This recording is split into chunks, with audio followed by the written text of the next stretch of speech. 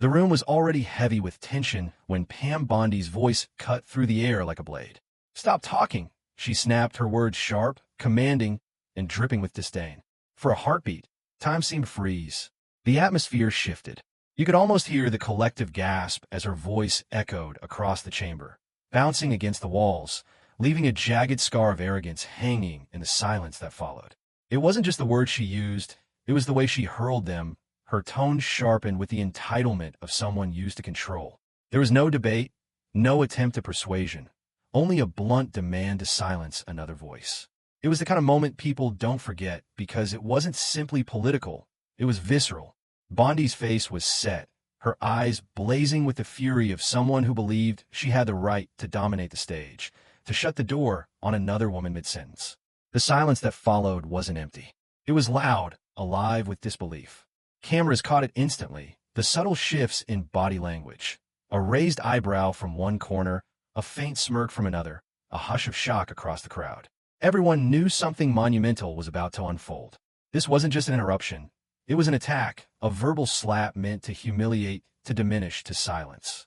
And for many watching, it was a familiar insult. It carried the weight of every moment when someone in power has tried to drown out a voice they didn't want to hear. It was the arrogance of privilege dressed up as authority, and it struck deep because it echoed the lived experience of countless people told to sit down, shut up, or stop speaking their truth. But what Bondi didn't expect, what no one in that room expected, was how her command would backfire. Because standing across from her was not someone easily rattled.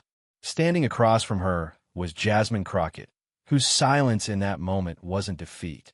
It was power. She didn't need to raise her voice or match Bondi's venom. Her composure was louder than Bondi's rage. And as the air grew thick, the audience leaned in. They didn't know it yet, but the next words from Crockett's lips would ignite a storm, spreading far beyond that room. But Jasmine Crockett wasn't about to lose her composure. Her reply would flip the entire exchange on its head. The confrontation didn't erupt in a vacuum.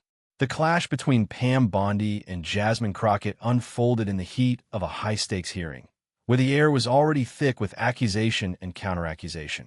Questions of accountability, truth, and integrity were on the table. Every word carried political weight, every pause was calculated, every gesture scrutinized by both the people in the room and the cameras broadcasting to the world outside. This was more than a policy debate. It was a test of credibility, a performance of power. Pam Bondi knew that, and she also knew the danger Jasmine Crockett represented in that setting. Crockett wasn't just another lawmaker voicing a dissenting opinion. She was sharp, unapologetic, and unwilling to be steamrolled by the usual tactics of interruption and intimidation. She didn't hesitate to call out hypocrisy, and she did it with a precision that left little room for Bondi to maneuver. That's why the eruption came. When Bondi barked, "Stop talking," it wasn't simply about keeping order or controlling the flow of conversation. It was about silencing a voice that cut too close to the truth. It was about suppressing a presence that stood as a direct threat to the narrative she was trying to control. The volume, the tone, the force of her command, it was all the reaction of someone who realized in real time that she was losing her grip. And in that moment, the stakes soared higher than the exchange itself. Because what millions watching understood instantly was that this wasn't just about two politicians arguing. It was about the weight of history pressing down on women of color who have been told, time and again, that their words are too loud, too inconvenient, too disruptive. It was about the recurring insult of being told to be quiet, not for lack of merit, but for daring to challenge the established order. Bondi's outburst exposed more than her temper. It revealed a pattern. It was the reflex of a system that punishes women like Crockett for daring to speak with clarity and confidence. The silence that followed her command was not just the room catching its breath. It was centuries of that same silencing playing out in real time. And everyone watching felt it. But what made this moment unforgettable wasn't Bondi's attempt to dominate. It was Crockett's refusal to surrender. Where many might have lashed out in equal anger, Crockett chose something far more powerful. She chose composure. She chose restraint. And in that choice, She flipped the script. She allowed Bondi's rage to hang heavy in the air while she prepared a reply, so calm, so cutting, that would not only hold the room captive but also explode across the internet within hours. And yet, in that moment, Crockett chose a path so different, it would set social media on fire. Clips of her poised response would ripple outward, sparking debates on cable news, trending hashtags, and millions of shares from people who saw their own experiences reflected in her defiance. What happened in that chamber was bigger than the room itself. It was a cultural moment, a collision of arrogance and dignity, of entitlement and grace. The kind of moment that replays itself across history, yet each time feels like a new battle for respect, for recognition, for the simple right to speak. To understand why this mattered so much, we need to see who Pam Bondi really is. To understand the fury that erupted in that chamber, you have to understand the woman behind the command. Pam Bondi was not some fringe player in American politics. For years, she stood at the center of power in Florida, a figure who knew how to leverage position, influence, and spectacle.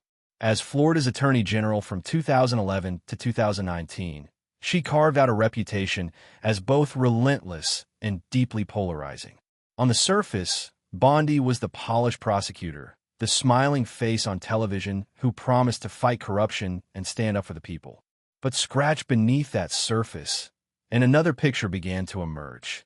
Her tenure was marked not just by headline-grabbing prosecutions, but also by controversies that raised questions about her judgment, her priorities, and her ties to the political elite. One of the earliest stains on her record was the Trump Foundation scandal. At the very moment her office was reportedly considering whether to join a lawsuit against Donald Trump's so-called university, a $25,000 donation appeared in Bondi's political committee. Suddenly, her office backed away. The optics were so glaring, the connection so undeniable, that watchdogs cried foul. To many, it was a textbook example of pay-to-play politics, justice bent not toward the people, but toward the powerful. Bondi denied wrongdoing, of course, but the image stuck. A public servant who could be bought, a watchdog who turned her head when the right check cleared. And then there was her national rise. Bondi didn't just remain a local figure. She thrust herself into the national spotlight, defending Trump during his impeachment hearings with the same ferocity she showed in Florida. But her defense wasn't calm or measured. It was combative, dismissive, dripping with the air of someone who had no patience for scrutiny. In those hearings, just like in the chamber with Jasmine Crockett, Bondi relied less on reasoned argument and more on intimidation. The message was always the same. Don't question me. Don't push me. Don't interrupt the narrative I'm controlling. Her career was riddled with contradictions. She championed herself as a defender of morality, yet critics pointed to her handling of foreclosure cases during the housing crisis. Thousands of Floridians were losing their homes, while big banks and lenders seemed to emerge relatively unscathed. Bondi's office pursued a settlement, but many argued it was far too lenient, favoring institutions over everyday people. Again and again, the pattern repeated. Power and privilege were protected, while the vulnerable were told to accept what they were given. And when Bondi wielded her authority in the courtroom or on the public stage, she did so with a kind of sharpened aggression. Colleagues and adversaries alike describe her as someone who didn't just argue a case, she bulldozed it. She had no patience for dissent, no tolerance for opposition. She relished the role of the enforcer, the one who could raise her voice, slam her authority on the table, and watch others shrink in her shadow. It wasn't only her political opponents who felt it. Journalists often found themselves on the receiving end of her dismissive quips. Community advocates who dared question her priorities were brushed aside. And always, there was that aura of entitlement, that sense that she didn't have to explain herself to anyone. Her power was enough. Her title was enough. Her connections were enough.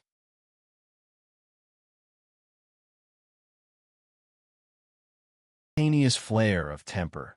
It was years of cultivated dominance crystallized into a single command. It was the voice of someone who had built a career not by listening, but by silencing, not by empowering, but by intimidating. And yet, therein lay the fatal flaw. Because for all her bluster, for all her rehearsed arrogance, Bondi's strength was brittle. It depended on others staying quiet, on others shrinking back, on others conceding the stage. When she shouted down Jasmine Crockett, she expected compliance, the same compliance she had demanded for years. What she didn't anticipate was resistance, not the loud, angry kind that could be dismissed as emotional, but the calm, unflinching composure of someone who knew exactly who she was and what she represented. Pam Bondi fashioned herself as the bulldog, the one unafraid to bare her teeth. But bulldogs can be loud, clumsy, even aggressive, without necessarily being effective.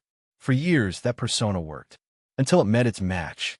But while Bondi built her reputation on control and intimidation, Jasmine Crockett's journey was built on something entirely different. To understand why Jasmine Crockett's calm reply carried such force, you have to understand where she came from. Unlike Pam Bondi, whose career was nourished by privilege and proximity to power, Crockett's rise was shaped by grit, persistence, and a deep connection to the people who often have no voice in the halls of authority. Jasmine Crockett was not born into the establishment. She grew up in St. Louis, Missouri, the daughter of working-class parents who taught her the value of resilience, education, and community. Her childhood was not one of luxury, but of lessons: how to stand firm, how to fight for dignity, how to never let anyone else dictate the limits of your potential. Those lessons hardened into conviction as she navigated schools where expectations were too often lowered for girls who looked like her. But rather than accept those ceilings, she shattered them. She earned her way into law, not as a way to chase prestige, but as a means to protect people who were otherwise powerless in the face of the system.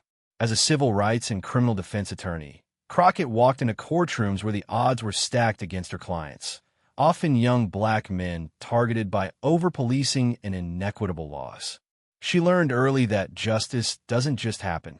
It has to be fought for tooth and nail. She built her reputation on cases that many others would shy away from, precisely because she believed in fighting battles others declared unwinnable. Her legal career became her crucible. She wasn't just arguing technicalities. She was standing between vulnerable communities and the weight of an unforgiving system. That's where she developed her signature style: fearless authenticity. She spoke directly, without varnish, without pandering, without fear of offending the powerful. If a prosecutor twisted the truth, she called it out. If a judge overlooked an injustice, she made sure it was put on the record. That refusal to soften her words didn't just win her clients' respect, it won her a following. People began to see her as someone who didn't just practice law, but embodied justice. When she decided to step into politics, it wasn't out of ambition for the spotlight. It was necessity. Communities in Texas, particularly in Dallas, needed a voice who wouldn't fold under pressure. Running for state office, she framed her campaign not as a climb to power, but as an extension of her advocacy. She wasn't promising favors. She was promising to fight. And voters responded. They saw in her a woman who carried not just her own story, but the stories of thousands whose struggles too often went unheard. Crockett's political rise was swift but not easy. She faced attacks, skepticism, and the constant undertone of dismissiveness reserved for women who don't fit neatly into the old molds. Yet every insult, every attempt to trivialize her, only fueled her determination. In debates, she refused to be rattled. In interviews, she spoke with the same clarity she had honed in courtrooms. In the legislature, she showed she wasn't afraid to clash with entrenched power. By the time she rose to the national stage as a member of Congress, Jasmine Crockett had built a reputation that transcended her district. She was not just another freshman representative. She was a fighter, a truth-teller, a woman who embodied the kind of honesty that made allies proud and adversaries nervous. She dressed boldly, spoke boldly, lived boldly. For her, authenticity was not a strategy, it was her essence. And people felt it. Her presence electrified supporters who saw in her a mirror of their own resilience. Women of color across the country looked at her and saw a leader who refused to be small. Immigrants and working-class families recognized in her story the same uphill climb they lived every day. She gave them not just representation but validation, proof that their struggles and sacrifices could build leaders who could not be silenced. What made Crockett different wasn't just her courage, but her composure. In a world where politics often rewards the loudest voice, she showed the quiet power of control. She knew when to push back with fire and when to dismantle arrogance with calm precision. She understood that true strength doesn't always come from raising the volume, but from never wavering, never blinking, never flinching when someone tries to knock you off balance. So when Pam Bondi leaned across the table and shouted, "Stop talking," Crockett wasn't just reacting in the moment. She was drawing on a lifetime of lessons. On every courtroom where someone tried to shout her down, on every campaign trail where skeptics dismissed her, on every experience where she had to prove she belonged in spaces that weren't built for her. Her silence in that moment wasn't hesitation. It was calculation. Her calm reply wasn't just words. It was the culmination of everything she had lived, everything she had fought for, everything she represented. She knew the world was watching, and she knew that one measured response could echo louder than 100 shouts. And this is exactly what prepared her for the moment Bondi tried to shut her down. The clash wasn't just political. It was personal, cultural, and deeply symbolic. The exchange didn't begin with fireworks. It began with the kind of simmering tension that audiences could feel even before the first raised voice. Pam Bondi leaned forward in her seat, lips pressed tight, eyes narrowed, like a prosecutor preparing to corner a witness. Her words came clipped, deliberate, meant to sound authoritative. She interrupted, deflected, and layered her responses with the kind of confidence that came not from truth but from sheer force of delivery. Jasmine Crockett, by contrast, sat upright, steady, unbothered. Her tone was even, her cadence measured, as if she had all the time in the world. She answered clearly, without rushing, refusing to be swept into the current Bondi was trying to create. If Bondi's voice was a storm, Crockett's was the ground, immovable, calm, enduring. But Bondi's frustration grew. The more Crockett's composure held, the sharper Bondi's words became. She leaned into interruptions, talking over her opponent, trying to steal the floor by sheer volume. Every sentence Crockett began seemed to provoke a new interjection. "That's not true. You don't know what you're talking about. We're not here for your grandstanding." Each line was delivered louder than the last, until the interruptions no longer seemed like debate, but a full attempt to drown out her voice entirely. The room reacted in subtle but unmistakable ways. Staffers exchanged quick glances, eyebrows rising at the escalating tone. A low murmur rippled across the audience as the rhythm of the back-and-forth shifted from disagreement to confrontation. Even the cameras seemed to tighten their focus, capturing Bondi's glare and Crockett's unflinching calm in split screen, two worlds colliding in one frame. Crockett refused to yield. Each time Bondi cut in, she paused just long enough to let the silence expose the rudeness, then picked up where she left off. She never snapped back, never raised her volume to match. The steadiness itself was a weapon, and the more she used it, the more Bondi lost her grip. The frustration turned to visible agitation. Bondi gestured more forcefully, her hands slicing through the air as if sheer movement could enforce dominance. She leaned forward, invading space that wasn't hers to claim, her voice rising above the natural rhythm of discourse. What had begun as sharpness now dripped with desperation. Meanwhile, Crockett's posture told another story entirely. Shoulders squared, hands folded, gaze unwavering. She looked like a woman who had been here before, who knew this script too well. Every interruption was predictable, every insult familiar. She didn't just endure them. She dismantled them by refusing to acknowledge their power. And that's when the temperature in the room reached its breaking point. Bondi, frustrated that her barbs weren't working, threw out the words that would define the clash. "Stop talking." Her voice cracked through the chamber like a whip, leaving a stunned silence in its wake. For a second, everything froze. The audience fell quiet, some in shock, others in recognition of a line that crossed from debate into raw domination. Bondi expected silence in response. She expected Crockett to falter, to lose her footing, to stumble into anger that could be painted as instability. But Crockett didn't flinch. She didn't even blink. The silence that followed was heavy, almost unbearable. You could see heads turning, eyes darting between the two women, waiting for the fallout. Was this the moment Crockett would break? Would she push back in kind, feeding the narrative Bondi had been trying to script? Or would she simply let it pass, allowing herself to be silenced on one of the largest stages imaginable? Neither happened. Crockett inhaled slowly, calmly, and when she finally spoke, her words would slice through Bondi's arrogance with a precision that no shout could ever achieve.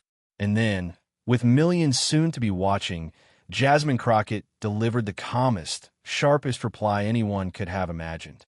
The silence hung like a weight over the chamber.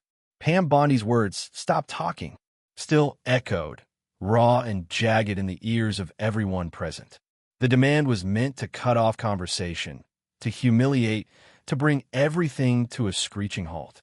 But instead, it created a pause so thick with tension that every eye in the room locked on Jasmine Crockett. Would she break? Would she match fire with fire? Would she let anger dictate the next move? That was the gamble Bondi had made. She banked on the hope that Crockett, young, outspoken, and unapologetic, would slip into rage that could be dismissed as unprofessional, as too emotional. But Crockett didn't take the bait. She didn't lean forward or raise her voice. She didn't even allow a flicker of irritation to cross her face. Instead, she sat there, perfectly still, the calm center of a storm that was spinning wildly around her. And when she finally opened her mouth, her voice was steady, almost soft, yet somehow louder than Bondi's roar. "Are you finished?" she asked, her tone deliberate, her words laced with quiet defiance. The effect was immediate. The room, which had been bracing for an eruption, exhaled in disbelief. Crockett's reply was not an escalation. It was a scalpel, slicing through the noise with surgical precision. It wasn't loud, but it was devastating. She had shifted the ground entirely, from Bondi's arena of volume and interruption into her own arena of composure and clarity. Bondi blinked, caught off guard. The power dynamic cracked in that instant. She had expected resistance, yes, but not this. Not the refusal to play her game. The arrogance in her posture wavered ever so slightly. Crockett continued, her words flowing slowly, each one a deliberate choice. "Because I have something worth saying, and no amount of yelling is going to change that." A murmur rippled through the room. Some smirked, some nodded. Others simply leaned forward, realizing they were witnessing something unforgettable. The smirk of a staffer, the widening eyes of a colleague, the faint sound of someone exhaling too loudly. It all added up to a single truth. Crockett had turned the tables. Bondi tried to interject again, her lips parting to reclaim the floor, but Crockett did not raise her volume to drown her out. She simply held up a hand, not aggressively, but firmly, calmly, and said, "No, you asked me to stop talking. Now you're going to hear me out." The line landed like thunder. Calm, direct, unshaken. It wasn't a plea for space. It was a declaration that she belonged there, that her words would not be erased. Bondi's jaw tightened. For the first time, she seemed rattled. The woman who had built her career on bulldozing opponents now found herself being dismantled not with equal fury, but with something much harder to combat: poise. Crockett leaned back slightly, reclaiming her physical space as well as her rhetorical space. Her voice carried the kind of control that made the entire chamber bend toward her. "I know it's easier for you to shout than to listen," she said, "but listening is exactly what this country is desperate for right now." The audience reacted again, quiet gasps, a few audible mms from the gallery. It wasn't just a rebuttal, it was a moral strike. She was speaking not only to Bondi, but to everyone watching at home, to every person who had ever been told to shut up, to be small, to let arrogance win. Bondi shifted in her seat, visibly uncomfortable. She tried to meet Crockett's eyes, but the steadiness there was unflinching. Crockett wasn't just holding her ground. She was holding a mirror up to Bondi, reflecting every ounce of aggression back onto her. A murmur rippled through the room. Some smirked, some nodded. Others simply leaned forward, realizing they were witnessing something unforgettable. The smirk of a staffer, the widening eyes of a colleague, the faint sound of someone exhaling too loudly. It all added up to a single truth. Crockett had turned the tables. Bondi tried to interject again, her lips parting to reclaim the floor, but Crockett did not raise her volume to drown her out. She simply held up a hand, not aggressively, but firmly, calmly, and said, "No, you asked me to stop talking. Now you're going to hear me out." The line landed like thunder. Calm, direct, unshaken. It wasn't a plea for space.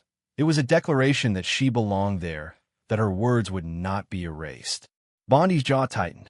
For the first time, she seemed rattled. The woman who had built her career on bulldozing opponents now found herself being dismantled not with equal fury, but with something much harder to combat: poise. Crockett leaned back slightly, reclaiming her physical space as well as her rhetorical space. Her voice carried the kind of control that made the entire chamber bend toward her. "I know it's easier for you to shout than to listen," she said, "but listening is exactly what this country is desperate for right now." The audience reacted again, quiet gasps, a few audible mms from the gallery. It wasn't just a rebuttal, it was a moral strike. She was speaking not only to Bondi, but to everyone watching at home, to every person who had ever been told to shut up, to be small, to let arrogance win. Bondi shifted in her seat, visibly uncomfortable. She tried to meet Crockett's eyes, but the steadiness there was unflinching. Crockett wasn't just holding her ground. She was holding a mirror up to Bondi, reflecting every ounce of aggression. "Shouting doesn't make you strong," Crockett continued, her voice unhurried. "It makes you desperate. And I'm not here to play desperate games. I'm here to tell the truth." The silence that followed wasn't empty. It was reverent.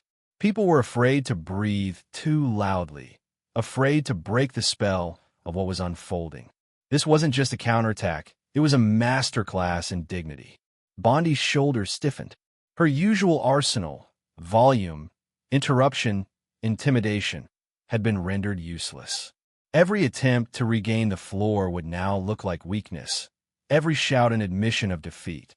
Crockett had outmaneuvered her not by overpowering, but by undercutting, stripping her of the very weapon she relied on. And the beauty of it all was in the contrast. On one side, Pam Bondi, face flushed, eyes sharp, fists clenched, every gesture dripping with hostility. On the other, Jasmine Crockett, serene, composed, deliberate, every word measured, every pause weaponized. It was David versus Goliath, calm versus chaos, dignity versus arrogance. And in that frame, Goliath looked smaller with each passing second. The crowd knew it. You could see the shifting confidence in the body language of those nearby. People leaned ever so slightly toward Crockett, as if pulled by gravity, as if the calm itself carried its own magnetic force. Bondi, meanwhile, looked isolated, her bluster hollow, her dominance unraveling. Commentators would later say it was the perfect lesson in how composure destroys arrogance. Yelling can create noise, but calmness creates impact. Rage can fill a room, but dignity can own it. Crockett didn't need to win by volume. She won by resonance. Her words weren't just heard, and as she finished her reply, she let the silence stretch once more, making sure every syllable landed, every meaning lingered. Then, with a faint, knowing smile, she leaned forward just enough to make her presence undeniable and said, "Now, let's continue, because the people deserve better than this performance." The chamber erupted, not in chaos, but in quiet, unmistakable acknowledgement. Smirks, nods, suppressed laughter, the kind of reaction that spreads like wildfire even in silence. Bondi's moment of control had collapsed into dust. The takedown was complete. The internet would soon explode, but not in the way Bondi expected. The moment Jasmine Crockett delivered her calm, cutting reply, it didn't just stay trapped inside that chamber. Within minutes, staffers and journalists clipped the exchange, uploading it on TikTok, Twitter, now X, and YouTube. The footage spread like wildfire. Every platform became a stage, and suddenly, the duel between Pam Bondi and Jasmine Crockett was playing on repeat across millions of screens. On TikTok, the video hit hundreds of thousands of views in hours. Users added dramatic captions. "This is how you handle arrogance. Queen energy. David versus Goliath live." The soundbite, "Are you finished?" became its own trending audio, repurposed in skits, lip syncs, and memes. Creators from all walks of life staged reenactments. Office workers parodying their overbearing bosses, students mocking teachers who silenced them, women laughing as they mouthed Crockett's words to partners trying to dominate a conversation. The clip didn't just circulate. It transformed into cultural shorthand for standing one's ground. On X, hashtags began trending. Hashtag Crockett clapback, hashtag compower, hashtag stop talking Pam. Within hours, they dominated the political conversation. Influential commentators chimed in. One journalist wrote, "This is how composure dismantles arrogance." Crockett didn't shout. She didn't flinch. She won. Another user quipped, "Pam Bondi, try to be the teacher, scolding the class." Jasmine Crockett reminded her that she's not the headmistress here. The replies were relentless, with side-by-side screenshots of Bondi's flushed anger against Crockett's cool smile, captioned simply, "Chaos versus class." YouTube amplified the duel even further. Political channels broke down the exchange frame by frame, treating Crockett's response like a championship play in slow motion. Reaction videos popped up overnight, hosts shaking their heads in awe. "This," one commentator said with conviction, "is why you never underestimate a calm black woman in politics." Bondi thought she was shutting it down. Instead, she just created the highlight reel of Crockett's career. Celebrities joined the chorus. Actors, musicians, and cultural figures reposted the clip with fire emojis, crown emojis, and applause gifs. A Grammy-winning artist tweeted, "Protect Jasmine Crockett at all costs." A best-selling author posted, "As a woman who's been told to be quiet more times than I can count, watching this was soul food." Even late-night comedians seized on the moment. One joked, "Pam Bondi tried to play bouncer, but Jasmine Crockett showed up with the velvet rope." The memes piled up. A still shot of Bondi mid-yell, mouth agape, was edited into movie posters, Karen versus the calm. Another had Crockett's cool expression superimposed with the caption, "When you silence the room without raising your voice." The internet, brutal as ever, chose sides decisively, and Bondi was the punchline. But beneath the humor was a layer of profound validation. For women of color, for immigrants, for anyone ever told to pipe down, Crockett's response resonated as both personal and political. Social media threads became testimony halls. Women recounted times they'd been cut off in meetings. Students remembered being silenced in classrooms. Activists recalled being told they were too loud. Each post ended with some version of, "This moment? This is for us." The crowd online became part of the battle itself.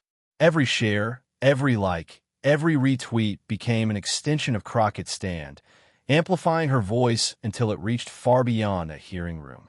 It was no longer just Bondi versus Crockett.